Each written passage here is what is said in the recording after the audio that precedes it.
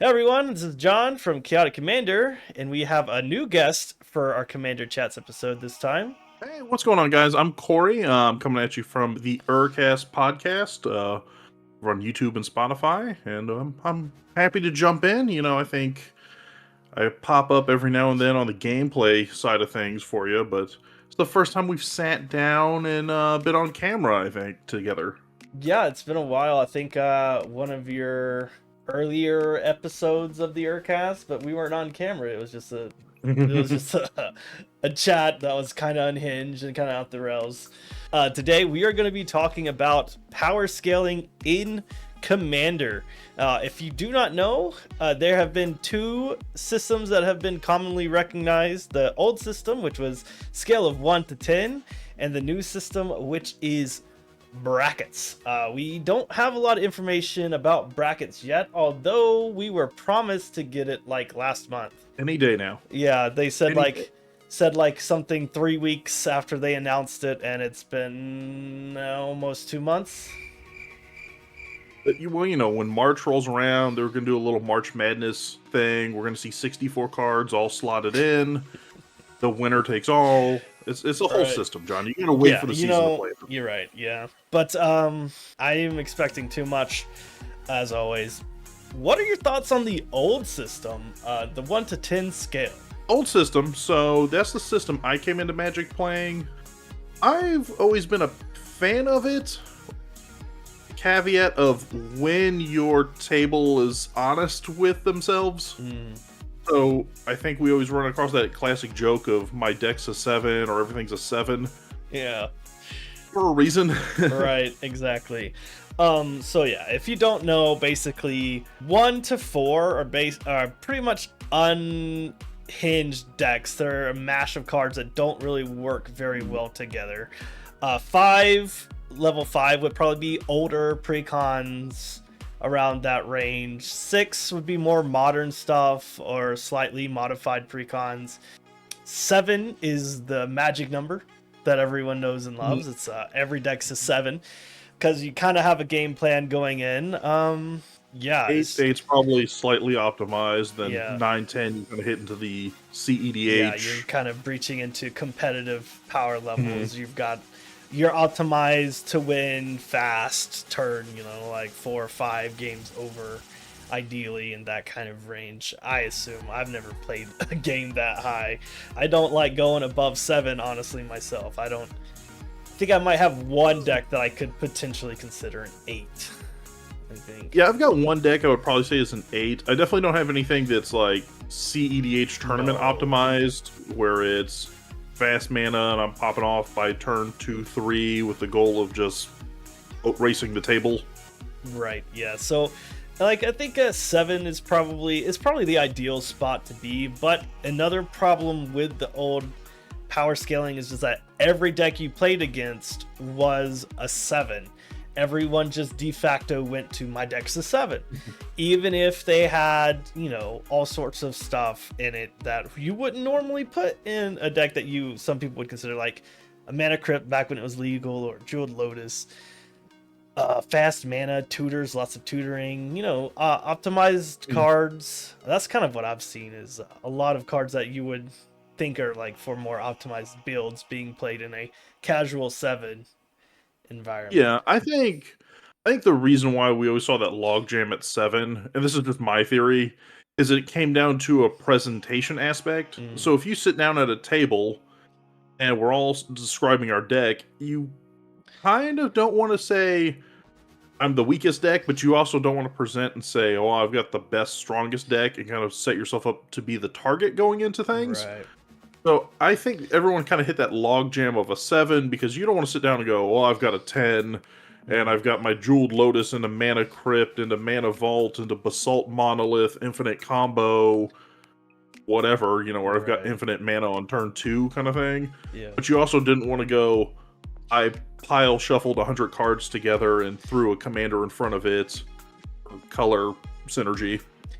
Yeah, I guess it's kind of like, because there's like we have a chart that we can pull up, but basically 7 is playing with power. It's largely refined. Okay, so this says actually nearly perfect land bases. So I don't think I've ever played with a 7 in my life, because And I by that standard, your OG dual lands are on your 7 to get that yeah, perfect that's land base. true. Okay, maybe I'm more of like a 6 tops.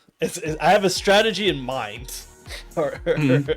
that's that's probably more where most of my decks are. Is I have a strategy in mind, definitely not super optimized for it. But it says this is actually different than what I usually go by. So they say 1 is just a random pile of cards.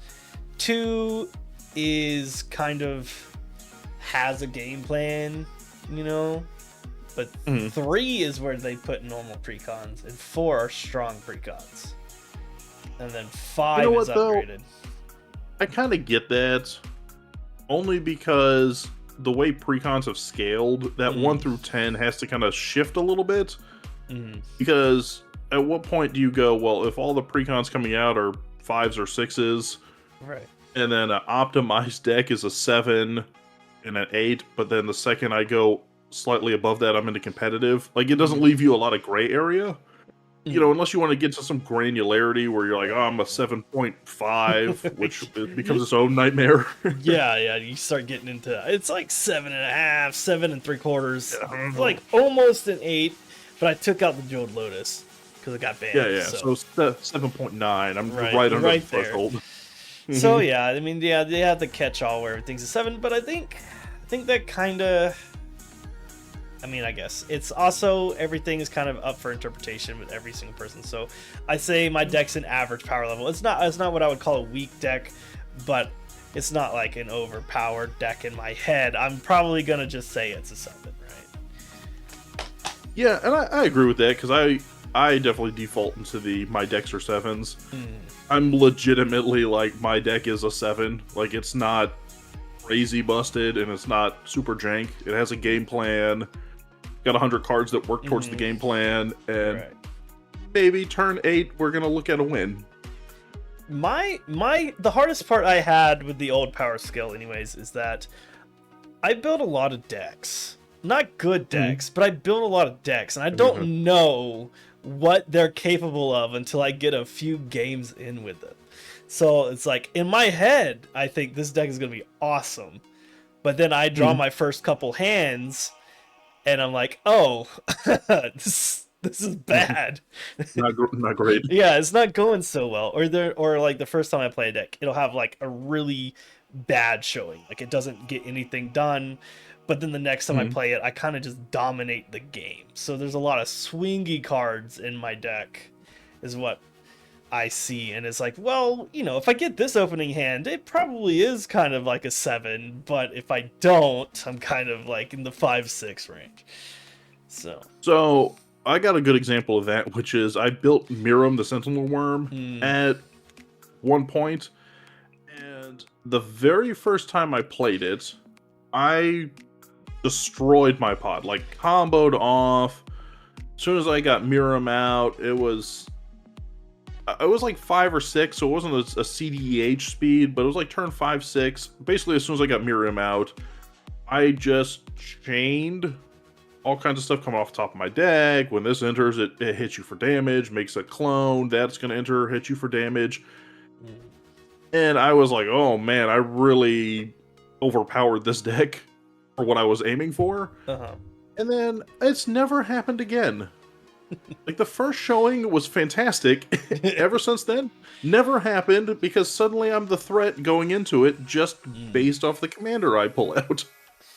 Yeah, I guess, yeah, that does happen a lot. Like, like someone who already has like a prejudice towards my commander, it's like, ooh, yeah, you're not gonna get to do anything. Like, I have a very not similar, but I have a Genax and Acolyte of Bahamut deck that I built recently that I've played a few times, and it does things every time I play it. But I quickly run out of steam, and then I'm immediately targeted. Because I don't have enough ways to refill my hand to keep like getting massive dragons out, and then but then once I'm teamed up on it, it's just like I can't do anything. you run a stream twice a week where you have people come on, they play games with you. Some of them have custom rules, stuff like that. Mhm. Do you think that one, as the host, and two, as a content creator in general, you're kind of the target going into games? Yeah, actually, 100%. If someone doesn't know who to attack first, I'm usually the person that gets the. It's something I Mhm. expect, but I mean that is a fair point that I do get targeted sometimes rather unfairly. I played a game with my brother, and Mhm.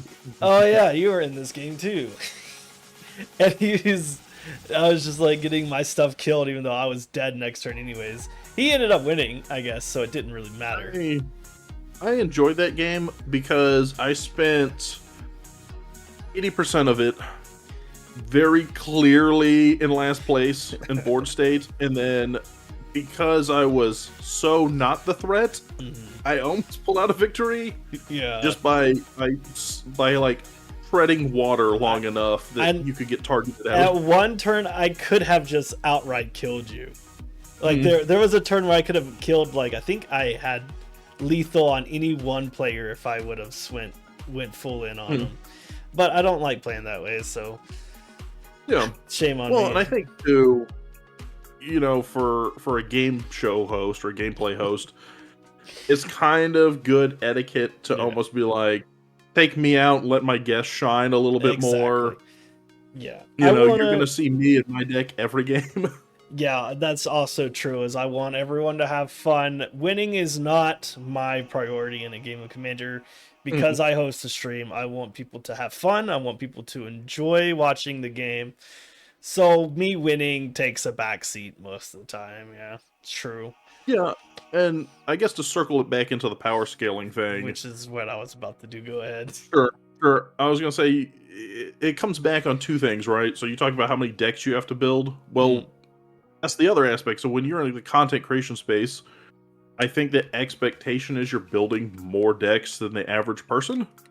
So your playtesting time is shorter than the average person. yeah.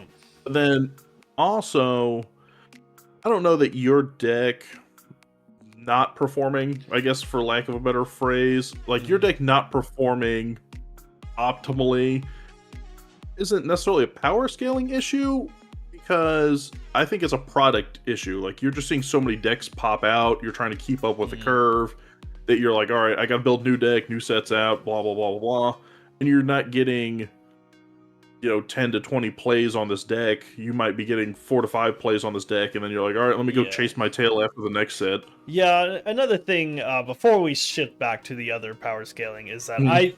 my deck building mantra most of the time is I build with what I have on hand.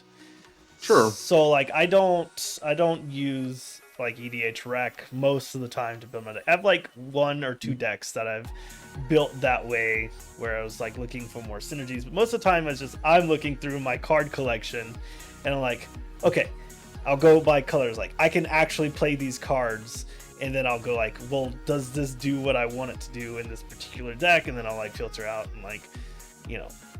But so it's like I'm not building for optimization, or I'm just like I know this card would be better in my deck, but I don't have one on hand, and I don't You're want to. building you're building for the wallet. Yeah, it's like I'll just do use what I have. It's not as good, but it might get there. Like I don't have a lot of crazy Yeah. lands or anything. Most of my decks are 99% are basics. Like my Rith the Awakener deck, probably like the best win record I have. Most of the lands in that deck are basic. So, There's but nothing wrong with it. no, but we kind of went off on a tangent, and that's mostly my fault because I Sure. like doing that. I've noticed. Let's get back to the new system, the Let's do it. brackets. Okay, Newer, newer sleeker. system, yes, brackets. So if you don't know, there are tentatively 4 brackets that cards go into. Bracket 1 are cards that like go in every deck, and some examples they used were Swords to Plowshares, like Path to Exile, Soul Ring. Um, so these are not weak cards, but they go in the lowest tier. Mhm. So, and then in the highest tier 4, they used cards like Vampiric Tutor was one of the examples they used. I'm kind of blanking on some of the other ones, but it's like cards Yeah, that. they talked about. I think Armageddon was one of Oh them. yes, correct. Things like Armageddon. that. Mhm. Yeah, like mass land destruction. So it seems to be less about like power Mhm. versus like socially acceptable. Like the more socially acceptable the card is to play in a casual game, like Swords of Philosophies, like that's a very powerful card. It's 1 mana instant, like non-destruction removal. That's very good, but Mhm. everyone plays it. It's in every white precon, so it is a one essentially. Yeah. Um. I think we got to frame. This is my thought process going into this new one. I think we have to frame a reference point on how the scale's being made. Mm, So we've spent. I don't know when the 1 through 10 scale came out. It came out at some point between Commander becoming popular and yesterday, right? But that whole scale is based off of overall power of deck. mm, All my deck's a 7 because it has X, Y, and Z. Like I cut out Command Sphere and I added in, a Soul Ring, Arcane Signet, whatever. Um, this one seems to be kind of more scaled towards acceptance at a table. mm, In the sense like Soul Ring being a tier 1 card, mm. it's arguably the most powerful card in Magic, if not top 5, Yeah. within the Commander realm. Mm, So from a power scale issue, you could say, well, that's a 10, right? Oh, it's a fast mana, blah, blah, blah. Because it's in every single deck, it makes sense that it's a 1. mm, Whereas people might feel different about Vampiric Tutor, because usually at a Rule 0 conversation, you're talking about, I don't want to see tutors, I don't want to see fast mana, I don't want to see mass land destruction. Here's the things I don't want to see. So it seems mm, like the things that are less acceptable, or the things that usually get talked out in those conversations, are the mm. ones that got pushed into this other quadrant. Yeah. Right, like, like extra turns, like people hate extra Mm. turns. I don't care for extra turns. I don't play a single extra turn spell. But I understand that it's very powerful and it's like kind of Mm. abusable, and I understand why people do it. I just personally, same kind of goes back to the content creation aspect. Like no one wants to watch me take 20 minutes doing extra turns on a stream or in a video Yeah. because no one else is having fun. Mm. But yeah, I agree. Like no one likes Armageddon, so it's in 4. But some of the things they also used as an example, and I really wish they'd give us more information about this because I think it's an interesting concept that they're kind of taking it in internally and trying to come up with a system to make Rule Zero easier, but like saying, hey, my deck would be a 2, but I have Ancient Tomb or Vampiric Tutors, so it's a 4, Sure. or it's a 4 without those, or it's a 2 without those cards, but I have them in there. Mm. So do you think that total elimination of like, just because you have 1 or 2 these cards, it's your deck's a 4, or do you think that saying it's a 2 but it has these cards in it, like, do you think it's like, I don't know that I agree or disagree with it. mm, Because of Magic being a card game that has like thousands and thousands of cards, and there's the amount of combo potential. mm, So I think one of the combos that I heard most of was things like Hornbite Staff, or tap this card to untap other cards, stuff like right, that. That on their own are not fantastic cards, but in the right deck are amazing cards. mm, Um, One of my decks that I don't play as much anymore, but I used to play quite a bit, is Anhelo. mm, And yes, Anhelo's just a spell copying deck, right? Well, a lot of those cards on their own aren't super amazing. Like you've got a Braid, you've got a lot of like real basic low level removal that you would see in every deck. Like a Braid, 1 in a red for like a destroy artifact or deal 3 damage is this it's a common card. Like it's a 1, right? It's a 1,000 precons, all that stuff. Yeah. But in a deck where I can copy it 4 or 5 times, it gets ridiculous. Yeah. So Or I think like copying a that's Torment of Hellfire. yeah, like I have Torment of Hellfire right there. I remember It, losing to that. so chaining that together is where it gets a little more obnoxious, because you could also say the same thing for like Urza Grand High Artificer decks where they turn everything into like mock sapphires. Yeah, so basically they just play a lot of free artifacts that even though they're bad, but in like they tap for in blue all of a Urza, sudden. it's a mana rock, it's ramp. So yeah, they get kind of samey and yeah, and I mean, and that's probably a bad example because that's just an example of Urza being busted. Yeah. More so than all these other cards. Right. But I think what it shows is that a card can be very fluid on this scale. Like it's a 1 in this deck, a 4 in that deck, whatever, depending on how it fits into your combo pieces. So I think that's an issue. I also think there's an issue with the fact that like Wizards holds the keys on this a little bit. Yeah. So if we look at what they put down at tier 1, like your Soul Rings, your Path to Exile, your Swords to Plowshares, I'm sure Arcane Signet, even though they haven't said it's there, is probably there. Those are things that pop up in a bunch of precons, so they're on that low end of the power scale because everybody has them. Well, what happens if tomorrow they say, hey, next year we're going to put Vampiric Tutor in every single black precon? They're not going to, hopefully, but they could. Whatever new card they print, they want to push. They control how many reprints it gets in a given year. So who's to say that card doesn't become so much more acceptable because it's been reprinted into the ground, and now that card that was a 4 is now tier 1 because Wizards of the Coast has decided we're gonna make it a tier 1. Do you think there's enough brackets?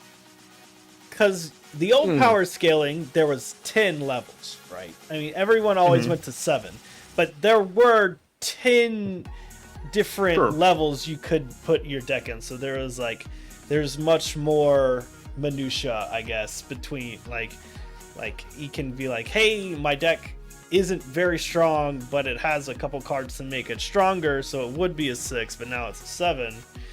Versus now with the new, there's 3, so it's like I feel like the difference between a 1 and a 2 and a 2 and a 3 and a 3 and a 4 would be much different between like a 5 and a 6 and a 6 and a 7. Like, because that's like you're covering your whole bracket there basically, versus only a couple, levels on that. So I'm always as a person, I'm going to be more in favor of more granularity on that front. So I do think having more, like a 1 through 4 is very difficult compared to a 1 through 10 because, again, there's thousands of cards. Obviously, they came out and they said they're not going to put a grade on every single card, but they're going to put like signed postcards out there, so things you're going to see pretty frequently. But with that being said, I mean, 1 through 10 gives you that granularity. Like, okay, it's a 6, but I put X, Y, and Z in it. Now it's a 7. Like, it's slightly upgraded. Whereas this other system could be, I pulled a precon right out of the box, and it's now a 2 because of whatever one card they put in here. Like, I think a good example of that would be if we look at the Ikoria, I think they're Commander 2020 or 2021 precons that had Dockside Extortionist, that had Fierce Guardianship, and those free spells cycle in there. So if Dockside hadn't been banned, so is that red deck, oh, it's a 1, but it has Dockside in here that they categorize as a 4. Yeah, like, okay, so now am I playing CEDH because one card they like didn't force me to play, but they printed into the precon? Right. Yeah, I agree. I wish they had more information, available, and the time scale they said they were gonna get it out to us. I mean, I know they've got a lot going on with the mess that happened with the banning and like all the Sure. hate that was going on. I'm sure All that there's a fallout. lot in like internalizing, taking on the bands and stuff themselves. But I think they were supposed to give us like updates on banned cards and if they were getting unbanned. It's been 2 months, nothing from that. We've gotten off topic again. This is I love getting off topic, but I do have. I'll steer us back a little bit here. Mhm. So I do have a question as far as power scale for Magic, right? Mhm. When we're looking at the power scale for Magic, what do you think? How do you or how do you think it's comparable to other card games? Because I know you have some experience of playing like Yu-Gi-Oh. Mhm. I've played some Pokemon TCG in the past. I've played some Yu-Gi-Oh in the past. I mean, I don't really know that there's a similar power scaling deal in those other TCGs. Yeah, I do know a bit about this actually. So Yu-Gi-Oh, definitely has a meta. So Sure. it's not a cycling format like Standard or Pokemon is. So every card is always legal. So what they do is if a card is too powerful, they ban it. Like it'll get banned. They have a very active ban list where they ban it, limit it, or semi-limit it, or unban it. And this get updated almost quarterly. They're kind of very frequent with it, like with new sets. And then also power creeps. So each set has stronger cards, and it either works with other sets. So to optimize the deck to win, you need those cards. And then it's just basically there's tiers. There's tier 0, which I think is like over 30% of the decks and top cuts of tournaments are this deck. And then there's tier 1 where there's like, or maybe tier 0 is higher percentage, but tier 1 is like, hey, about a third of these decks are these decks here. Like they're all tier 1 decks. They all compete against each other. They have the same kind of turnouts.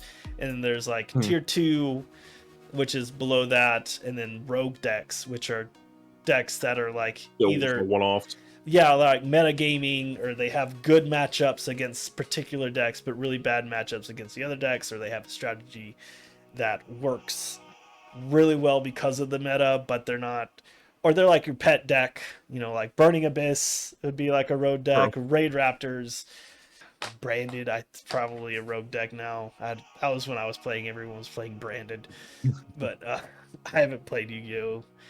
In cards in a while, but. Yeah, it's been a stretch for me, but yes, I'm familiar with what you're talking about. And I think the difference there, though, is when you look at Commander, they're trying to like retroactively add kind of that similar system, and also Yu-Gi-Oh and all those things are feeding in off of tournament. Yes, exactly. Feedback. So every time there's like an RCQ or national championships or whatever qualifiers. You're right. They do go, okay, 50% of the decks had, this in it, had twin-headed Thunder Dragon or whatever it is. Yeah, Yu-Gi-Oh! Is not really a casual format like Commander is. It's like it would be more like Standard, where Standard has was it Rakdos is like a predominant strategy, or it's like Rakdos Burn or like something else. So it's like kind of like that, but I mean you can legally play the old cards, but they're not strong enough to get you in the top, the semifinals or anything. Like you'll lose real bad. I played Blue Eyes. Oh yeah, Blue Eyes. Right to the top. Won in 2016, almost the whole decade. There's only 3 in the world. That's what the anime taught me. Ever since I ripped up that old man's one. Yeah. Yu-Gi-Oh's got its own set of problems that it deals with, where they won't ban problematic cards because it makes money. But they'll ban cards that support the problematic cards that don't need. It's a whole other thing. It's like, it's messy, but. Yeah, but I mean, you could say that's the same thing with like Nadu, with the whole Nadu ban for modern. Oh, you mean for example, where Yeah, waiting because it was pushing panics. Well, to be fair, Nadu was like a $3 card, I think, when it was banned. It didn't hold value for very long. I think when I pulled it, No. it was like $19, but then by the time it was banned, it was like $3. So it was Yeah, I pulled a couple and I was like, oh, well, that was fun. like the medallions. It's like, oh yeah, this beautiful medallion. You know how much this medallion cost me? This beautiful ruby medallion cost me $3. So good though. Right. That's going in my Niv Mizzet deck that I'm going to build. Anyways. Okay, well, we have talked around the power scaling, and we talked about other things that wasn't scheduled, but it was really fun to talk about anyways. Is there anything you'd like to add before you end it out? Unban Pot of Greed, Yu-Gi-Oh! Get your head in the game. Unban Pot of Greed. The greatest Yu-Gi-Oh! Card there is. I second that. All right, guys. Hope you guys enjoyed the video. I know we rambled a bit, but hey, that's my fault. You can blame me in the comments below. What is your deck? What do you prefer? Leave a comment down below letting us know if you like the old way or if you think you're going to be in love with the new way. We'd love to hear what you think. Go check out the Urcast. I watch every video that Cory puts out with Cole. Believe it or not, I like them too. Leave likes. I comment sometimes, but yeah, but definitely go check him out. And I hope you guys have a great week. Bye.